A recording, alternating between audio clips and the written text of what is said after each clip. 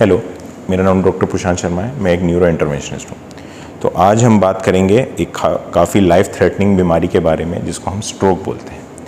अभी स्ट्रोक और भी नामों से जाना जाता है, और जिसमें से कि लोग इसको लकवा भी बोलते हैं, या फिर इसको पक्षाघात भी बोला जाता है, या फिर ये कॉमनली पैरालिसिस के नाम से भी जाना जाता है। स्ट्रोक जो है वो अमूमन दो तरीके का होता है। पहला, जिसमें एक ऐसे तरीके का जिसमें ब्रेन में हैमरेज हो जाता है, ब्रेन में ब्लीडिंग हो जाती है, और एक दूसरे तरीके का स्ट्रोक होता है जिसमें खून का बहाव कम हो जाता है, जिसको हम इस्चेमिक स्ट्रोक बोलते हैं। अभी इस्चेमिक स्ट्रोक होता क्यों है? इस्चेमिक स्ट्रोक में होता है कि दिमाग में जो खून ले जाने वाली नसें होती हैं, उनमें कई बार या तो सिकुड़न आ जाती है या फिर खून का थक्का जम जाता है, और ये खून का थक्का जमने की वजह से दिमाग में खून की सप्लाई नहीं जाती और पेशेंट को स्ट्रोक बैठ सकता है। अभी ये जो स्ट्रोक है ये किन लोगों में हो सकता है? ये उन लोगों में हो सकता है जो या तो बहुत मोटे हैं, या तो सिगरेट पीते हैं, या फिर वो अल्कोहल ड्रिंकिंग की उनमें हैबिट है, या फिर उनको डायबिटीज़ या हाइपरटेंशन है। तो ऐसे पेशेंट्स में स्ट्रोक होने का काफ़ी ज़्यादा चांसेस है। स्ट्रोक अगर किसी पेशेंट को हुआ है तो उसके घर वाले या आसपास वाले से पहचानेंगे कैसे, यानी कि इसका लक्षण क्या होते हैं? तो स्ट्रोक के लक्षण में जो पहला लक्षण हो सकता है जिसमें कि पेशेंट को बैलेंस करने में, मतलब उसे चलने में दिक्कत हो सकती है, वो लड़खड़ा सकता है, या फिर ऐसा भी हो सकता है कि वो चल ना पाए।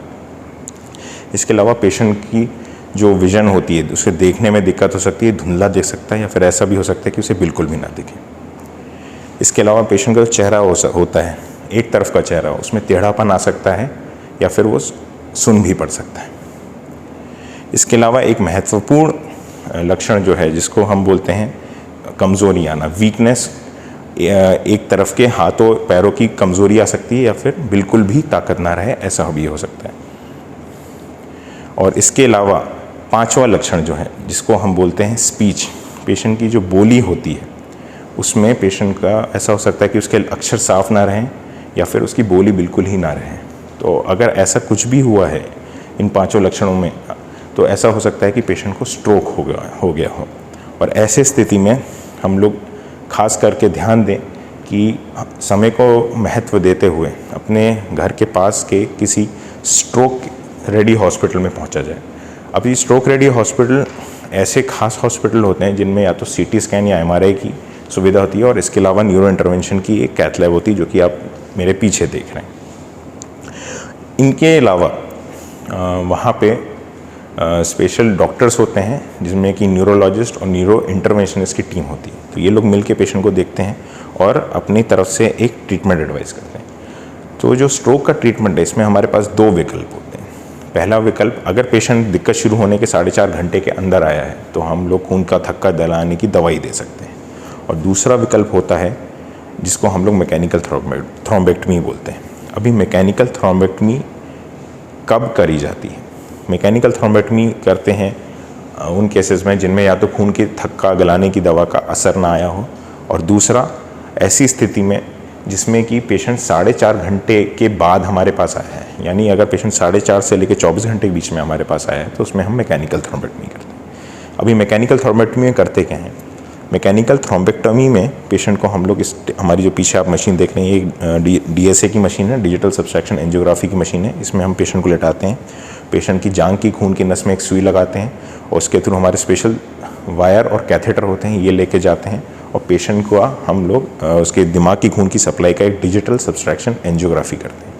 ये जो आप स्क्रीन पर देख रहे हैं मेरे पीछे, ये एक तरह की डिजिटल सब्सट्रैक्शन एंजियोग्राफी ही है, जिसमें कि पेशेंट को स्ट्रोक हुआ था और हमारे पास यहाँ पे ब्लॉकेज भी दिख रहा है।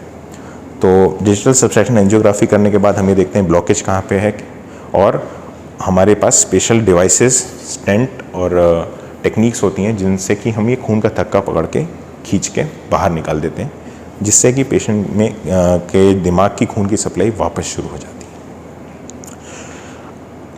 अभी ये जो मैंने आपको इतना जो स्ट्रोक के बारे में डिटेल बताया, ऐसा ज़रूरी नहीं कि इतनी ही सीरियस कंडीशन में पेशेंट हमारे पास आए। मतलब कि कुछ ऐसे भी सिम्टम होते हैं जिसमें पेशेंट को छोटे तरीके का स्ट्रोक होता है, जिसको हम माइन्यूट ब्रेन अटैक बोलते हैं। तो इसमें क्या होता है, जो ये ब्रेन अटैक हैं इनको हम ट्रांजिएंट इस्चेमिक अटैक के नाम से जानते हैं, TIA। इसमें होता ये है कि जो मैंने आपको लक्षण बताए स्ट्रोक के, अगर ये मानिए 1 घंटे के अंतराल से कम के पीरियड में रहे हैं पेशेंट को, मतलब कि पेशेंट को 1 घंटे के अंदर अगर आराम मिल जा रहा है और पेशेंट नॉर्मल हो जाता है अगर, तो इसका मतलब पेशेंट को ट्रांजिएंट इस्केमिक अटैक है।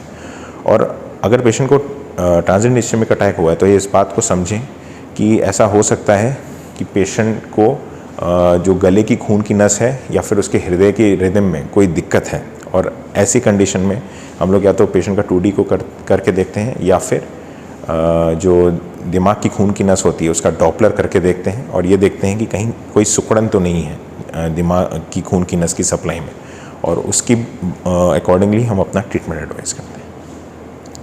तो अगर आप इसके स्ट्रोक के बारे में और अधिक जानना चाहें या फिर मुझे दिखाना चाहें तो मेरा गूगल का पेज है मेडिकिरण, उस पर जाके टाइप करें गूगल के सर्च इंजन पे मेडिकिरण, इसमें मेरा पेज आ जाएगा। आप मुझे उस पर कॉल कर सकते हैं या फिर मैसेज भी कर सकते हैं। So thank you so much.